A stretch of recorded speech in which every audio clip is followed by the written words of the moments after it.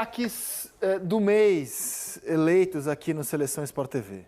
O Arrascaeta foi o craque do mês de abril, primeiro mês de Campeonato Brasileiro. Repetiu a dose em maio. Aí em junho a gente não fez a eleição por causa da Copa do Mundo de Clubes. E em julho o Caio Jorge foi eleito o craque do mês. Esses foram jogadores de destaque, o Arrasca e o Caio Jorge, eleitos aqui no Seleção Craques do mês. Hora de eleger o craque de agosto do Campeonato Brasileiro. Vamos aos candidatos. A gente pegou os 3 primeiros colocados e cada um entra com um candidato. Pedro, ele fez 2 gols na vitória contra o Internacional. Campeonato Brasileiro, não conta Libertadores. Fez 3 gols e deu uma assistência contra o Vitória e deu uma assistência no empate contra o Grêmio. Pedro, candidato. O desempenho contra o Vitória foi o ponto máximo dele no mês.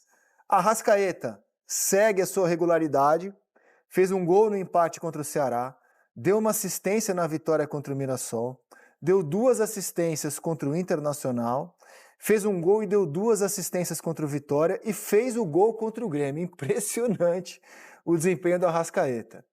Flaco Lopes virou titular, fez um gol no empate contra o Vitória, fez um gol na vitória contra o Ceará e fez 2 gols na vitória contra o Sport. E foi convocado para a seleção da Argentina. Convocado para a seleção argentina. Vitor Roque cresceu, subiu de rendimento e é outro representante do Palmeiras, companheiro do Flaco.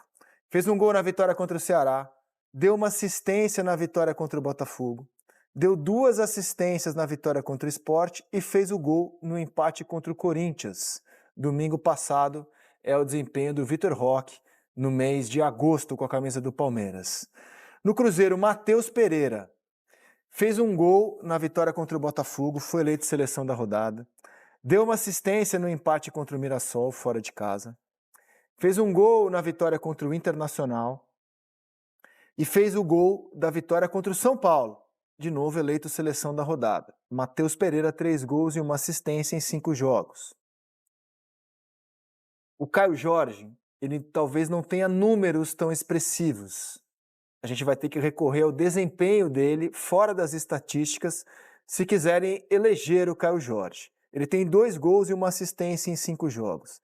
Ele deu uma assistência na vitória contra o Botafogo, eleito seleção da rodada, fez um gol no empate contra o Mirassol e fez um gol na vitória contra o Inter. Portanto, os 3 primeiros colocados do Campeonato Brasileiro, cada um com 2 representantes e justamente suas respectivas duplas de ataque, né?